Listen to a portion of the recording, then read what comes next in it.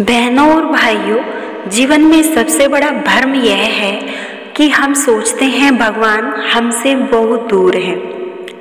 हम मानते हैं कि भगवान केवल मंदिरों में है, मूर्तियों में है या स्वर्ग में विराजमान है। परंतु सच्चाई यह है कि भगवान हमारे हृदय के सबसे निकट है। हम दिन भर जो करते हैं, जो सोचते हैं, जो बोलते हैं, भगवान सब देखते हैं। पर फिर प्रश्न उठता है, यदि भगवान सब देखते हैं तो फिर भगवान परीक्षा कब लेते हैं? कब भगवान स्वयं धरती पर उतरकर अपने भक्त की निष्ठा परखते हैं? प्यारे श्रोतागण, भगवान तब परीक्षा लेते हैं जब भक्त का हृदय प्रेम से भर जाता है। पर उसका प्रेम सच्चा है या दिखावा, इसे जानना आवश्यक हो जाता है। भगवान की लीला ही ऐसी है, वो सोने देने से पहले सोने को तपाते हैं और प्रेम देने से पहले भक्त को परखते हैं। आज की कथा में हम यही समझेंगे, कब भगवान आते हैं, क्यों आते हैं और भक्त की परीक्षा कैसी होती है। पहला है विदुरानी की लीला। प्रेम से बढ़कर कुछ नहीं। एक समय की बात है, भगवान कृष्ण हस्तिनापुर जा रहे थे। धर्मराज युधिष्ठिर ने भगवान को निमंत्रण भेजा था कि प्रभु, हम आपके चरण पखारना चाहते हैं। लेकिन भगवान कृष्ण मुस्कुराए और बोले, पहले मैं अपने सच्चे प्रेम के पास जाऊंगा। अर्जुन चकित हो गए। सच्चा प्रेम कौन? कृष्ण बोले, विदुर और उसकी पत्नी विदुरानी। हस्तिनापुर में राजा है धृतराष्ट्र, रानी है गांधारी। तख्त और ताज है, वैभव है, सोना है, रथ है और गरिमा है। परंतु प्रभु चल पड़े एक साधारण घर की ओर, विदुर के घर की ओर। विदुर घर पर नहीं, परंतु विदुरानी घर पर थी। और जब उन्होंने देखा स्वयं कृष्ण पधार रहे हैं, तो वह उसी क्षण आंखों में आंसू, कांपते हाथ, कंपित वाणी, उन्होंने सोचा मैं क्या सेवा करूं। वह पागल सी हो गई, उसे समझ ही नहीं आ रहा था भगवान को अपने सम्मुख देखकर कि मैं क्या करूं। मेरे पास तो कुछ है ही नहीं, न हवा भरे पलंग, न सोने के पात्र, न चंदन, न केसर, न सुगंध। उन्होंने घर में खोजा तो केवल कच्चे केले मिले। भाव में डूबकर वह उतावली हो गई। भगवान बैठ गए प्रेम से। विदुरानी बगले का ध्यान नहीं कर रही। वास्तव में वह देख रही उनके सामने उनका अपना सब कुछ बैठा है। भाव बढ़ा, उन्हें पता ही नहीं चला। उन्होंने केले के छिलके भगवान को खिला दिए। भगवान मुस्कुराते हुए खाते गए और आनंद में डूब गए और केले जमीन पर फेंकती रही। उसी समय विदुर आया, देखा कि प्रभु छिलके खा रहे हैं, तो विदुर रो पड़े। प्रभु क्या कर रहे हो? कृष्ण बोले, विदुर, छिलका हो या फल, जब प्रेम से दिया जाए वो मेरे लिए अमृत है।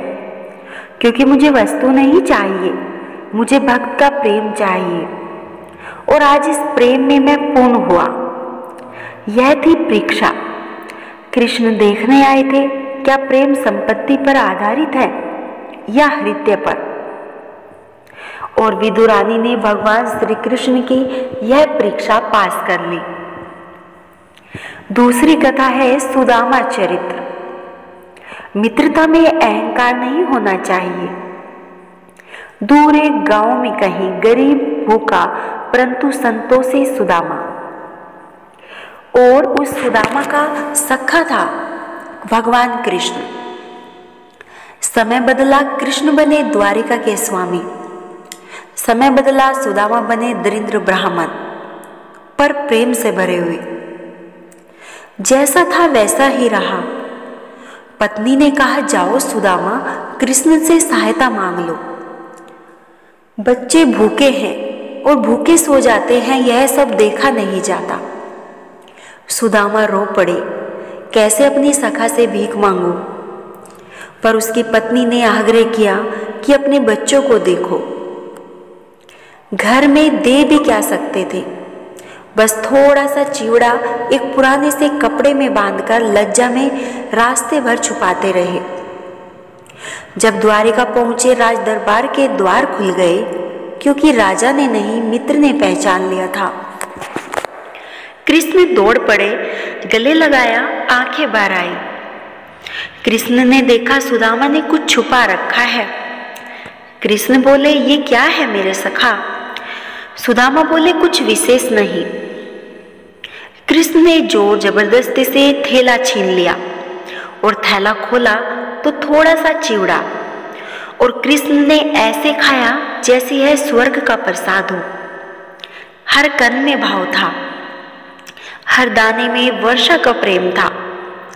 कृष्ण बोले, सुदामा तुमने दिया तो कम है, पर तुम्हारे मन में प्रेम अनंत भरा हुआ है, इसलिए तुम्हें इसका प्रतिफल भी अनंत मिलेगा।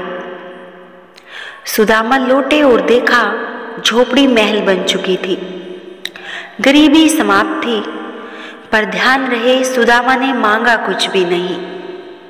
कृष्ण ने दिया सब कुछ, यही होती है परीक्षा।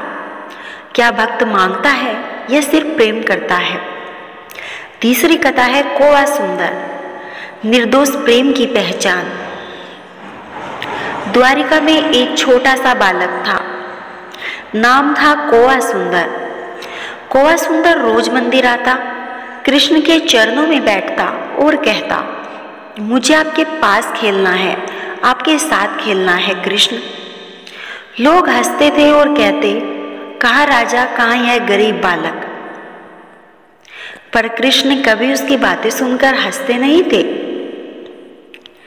एक दिन मंदिर के पुजारियों ने उसे बाहर निकाल दिया और बोले, राजा के निकट बैठने योग्य तुम नहीं हो। बालक बाहर बैठकर रोने लगा। कृष्ण अंदर मंदिर में थे, पर कृष्ण को वहां बैठे बैठे भी उस बालक के आंसू दिखाई दे रहे थे। कृष्ण तुरंत बाहर आए, बालक को उठाया और अपने गले से लगा लिया। पूछा, क्यों रो रहे हो बालक? बालक बोला, भगवान मुझे आपसे प्रेम करना था, पर मुझे आपसे दूर कर दिया गया। कृष्ण के नेत्र नम हुए और वे बोले, जो मुझे प्रेम करता है उसे कोई दूर नहीं कर सकता। और उस दिन पूरे नगर को पता चला, भगवान रूप नहीं देखते, भगवान तो हृदय देखते हैं कि किसके हृदय में मेरे लिए कितना प्रेम और सच्चा प्रेम है। तो अब समझिए भगवान कब परीक्षा लेते हैं। जब भक्त कहता है मैं तेरा हूं, तब भगवान देखना चाहते हैं क्या बात सिर्फ शब्दों की है या सच में मेरा है। सच में हृदय की बात है।